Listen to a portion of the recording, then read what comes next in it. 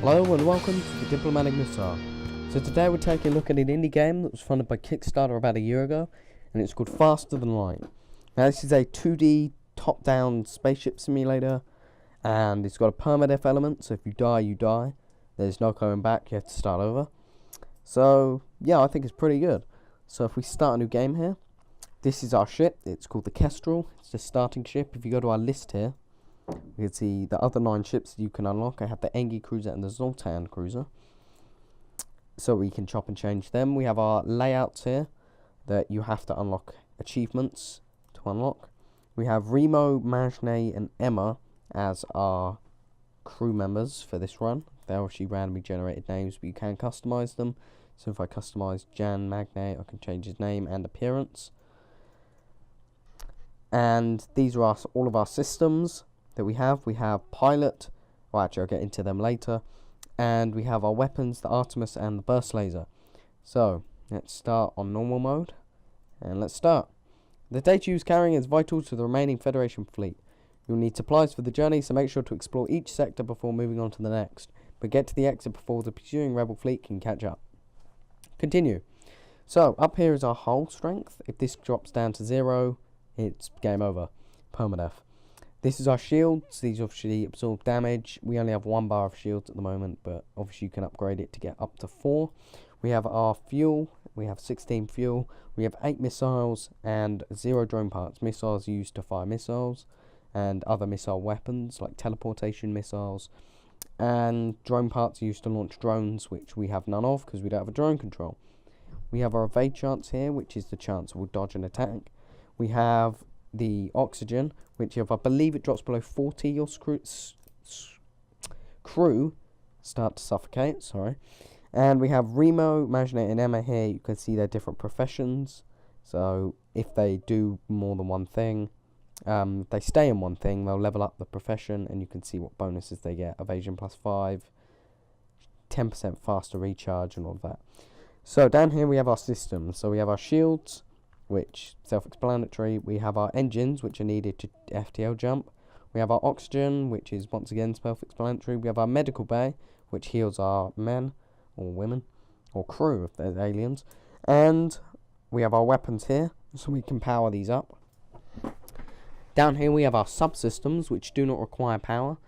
The pilot seat, which if gets hit out, we can't jump with an FTL or evade attacks. The sensors, if we lose our sensors, we cannot see vision on our ship without a crew member in the room. And we have our doors, which allow us to remotely operate our doors to open airlocks. Also up here we have our ship. We have the upgrades window where we can upgrade our shields and all our other subsystems and systems. And the power bar down here where we can get some more power for our systems. We have our 3 crew members here. Obviously you can get more, up to a maximum of 8. And our equipment here with our little upgrades, augmentations and drones, and our weapons that we can chop and change. So if we FTL jump, this is the map. From this side the rebels will start coming, and yeah, let's jump. So the story of this game is that you're carrying plans for the Federation and the rebels trying to stop you. So Star Wars would have been a very different film if that had happened that way. So, you detect an automated rebel scout attacking a small refueling station. So let's intervene, as it looks very, very undefended. It has a heavy laser and a burst laser. So if we target its weapons, as it does not have any shields, I'm not going to waste a missile on this. So, if we click on our crew members, we can send them to their different posts. I should have done this earlier, but it's okay. So you can see now they'll go in and start working on the weapons and the shields. Now they've taken out our doors, so I'm going to send our pilot to go and fix it, as their weapons are now out, so they can't fire, and as it's a robotic scout drone, it has no crew, so it can't repair. That's why I didn't waste a missile on it. Fortunately we did take a small amount of hull damage, but it should be nothing we can't handle. There we go. The ship breaks apart, you quickly salvage what you can. Fuel 3, missiles 2 and scrap 10. We also go to the outpost and they give us 1 fuel, drone parts 1 and 16 scrap. So scrap, if you haven't worked out already, is our currency. Can't remember if I said that. Now there's a store down here that we can go have a look at, as we have some scrap, we can see what we can buy. So we can buy drone control or cloaking. Unfortunately, we don't have enough for that. And we can buy some drones, hull repair, defense, and system repair. We can fix our hull though. And we don't have anything to sell, so that was a pretty bad store run, but it's not too bad. So if we go up here, we can see what's going on. Looks like Neptune in the background. Aha! You barely have time to register jump completion before your ship warns you of an incoming ship with weapons hot. So once again in combat. So I think we'll target their shields and then their weapons. Looks like they have 2 burst lasers. So there we go. Weapons down fire. We can get 10 scrap, 1 drone part and 2 missiles, but I don't think we're going to accept surrender, as I believe we get more scrap usually if we kill them, which is very morbid. I'm sorry. Oh no, they've taken out our weapons. Right, we'll have to fire with the Artemis then. There we go. Their weapons are completely dead now. So our weapons are nearly fully repaired, as you can see down here. And there we go. Our weapons are now back. So I'm going to send my weapons guy to go and repair the engines. It doesn't look like they're going to be fighting back. I don't know though. They're very low on hull though. So 1 hit to their hull and we will destroy them. Just like that. The ship explodes, leaving behind a substantial collection of useful scrap material. 1 missile, 1 drone part, and 17 scrap instead of 10. So I believe that was worth it. So if we jump to the next beacon.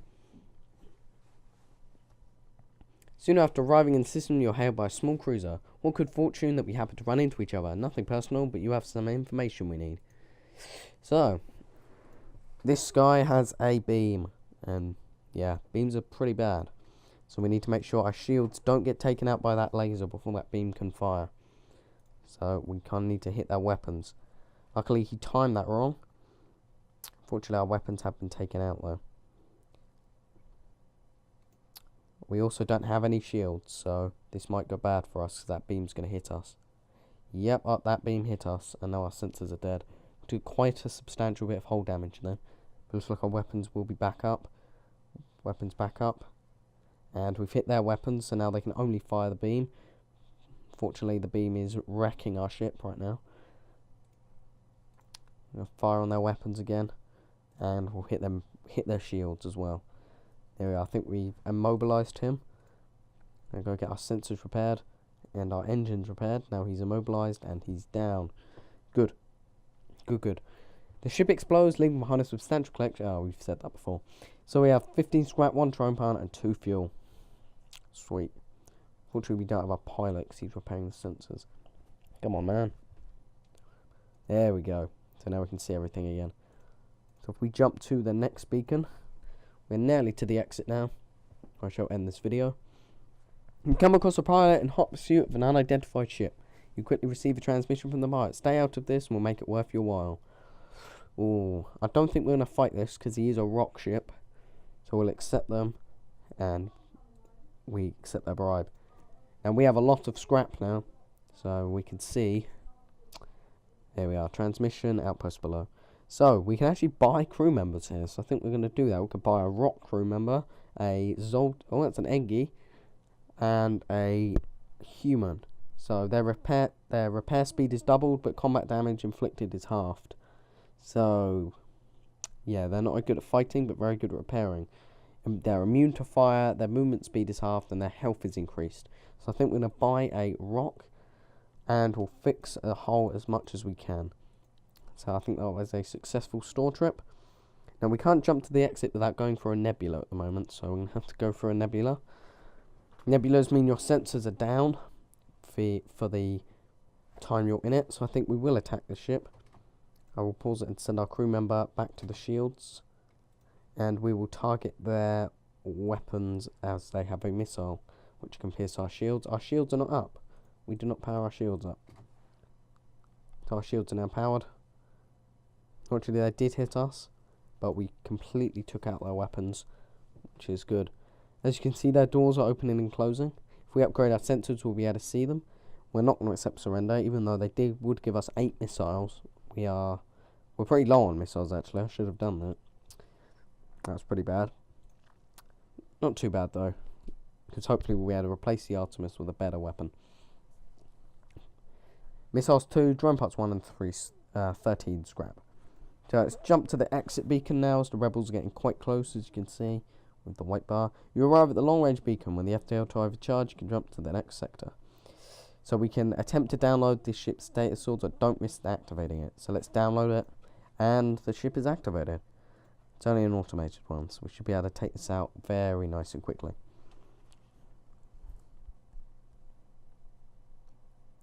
And, oh, that beam hit us for quite a lot of damage there. Now we have our new crew member here. He might be very slow, but he's very, very tough. And this ship is now screwed. I think this has been a good first run through the first beacon of FTL. And one more hit. Nice. And we got 15 scrap from that. So now we can click next sector and we can warp to the Zoltan or the Rebel. So we're going to warp to the Zoltan, but I'm going to end this video here. So if you watch this, thank you very much for watching. Go and buy this game, especially in the sales when it's down to around £2.50. It's well worth your money, and I quite enjoy it. So thanks very much for watching, and goodbye.